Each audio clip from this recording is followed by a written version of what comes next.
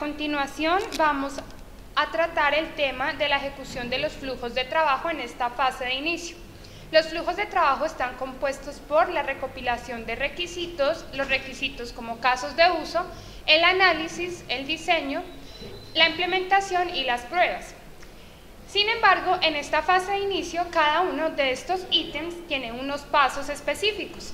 La recopilación de requisitos tiene, por ejemplo, la enumeración de requisitos candidatos. Surgen de la experiencia de los usuarios con sistemas predecesores, por la demanda del mercado o de las ideas de los trabajadores que están desarrollando el software. El siguiente ítem en la recopilación de requisitos es el contexto del sistema. Siempre que se va a desarrollar un software, se trabaja sobre el modelo de negocios si es que se tiene.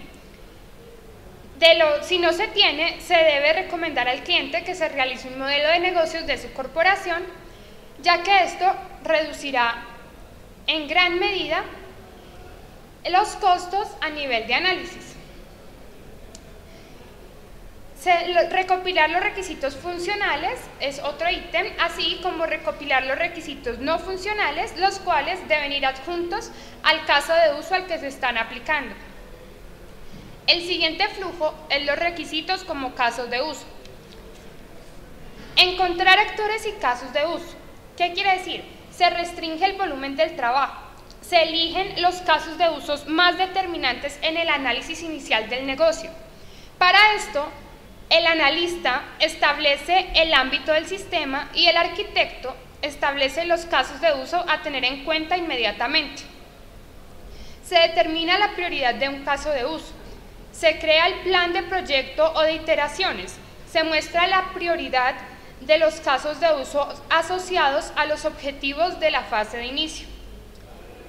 El último ítem es detallar un caso de uso. Se realiza para saber hacia dónde va el sistema. Aproximadamente se detallan el 10% de los casos de uso, los cuales son más pertinentes a esta fase de inicio.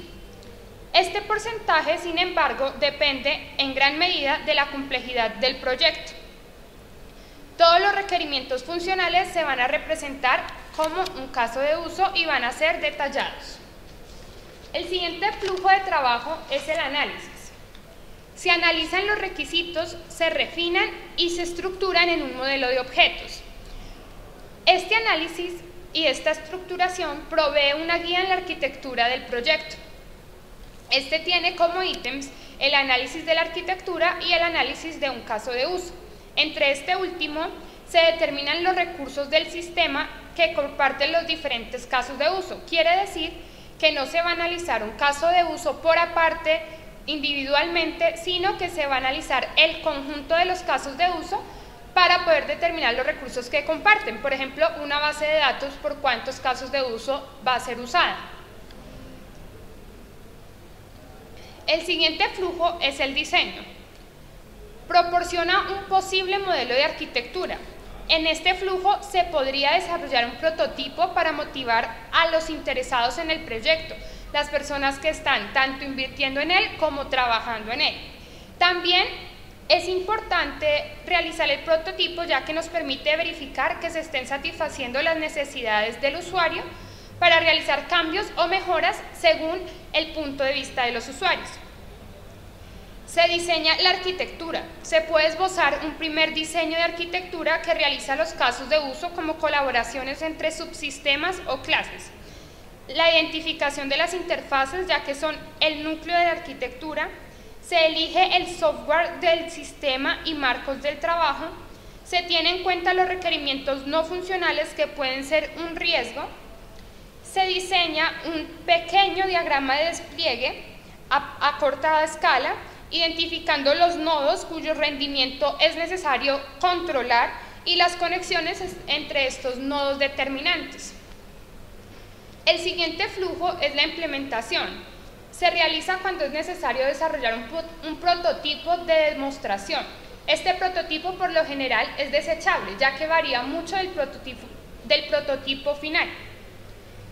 Este prototipo, como ya habíamos hablado, se realiza solo cuando es necesario comprobar que se están satisfaciendo las necesidades que el cliente pidió o que el cliente tiene cuando se necesita que el cliente dé o diga qué cambios se deben hacer o qué mejoras. Y el último flujo son las pruebas. En esta fase inicial se van considerando qué pruebas podrá requerir y se irán realizando algunos planes provisionales de prueba. No es un trabajo significativo, sin embargo, vale la pena tenerlo en cuenta en esta fase inicial, ya que disminuye el costo de realizar todas las pruebas y planear todas las pruebas al final del desarrollo del software. Bien, después de ejecutar los flujos de trabajo, es necesario realizar un análisis inicial del negocio. Se consideran las exigencias de recursos del proyecto, los costos de la inversión, la estimación de beneficios y la aceptación del mercado. Se esboza la apuesta económica. Las fórmulas de estimación dependen del tamaño del producto final. Sin embargo, en la fase inicial, este tamaño estimado difiere del tamaño real o el tamaño final en un 50%. Por lo tanto, el costo real también aumentará un 50% del estimado en la fase de inicio. Para medir el tamaño de un desarrollo, se puede usar como medición los casos de uso.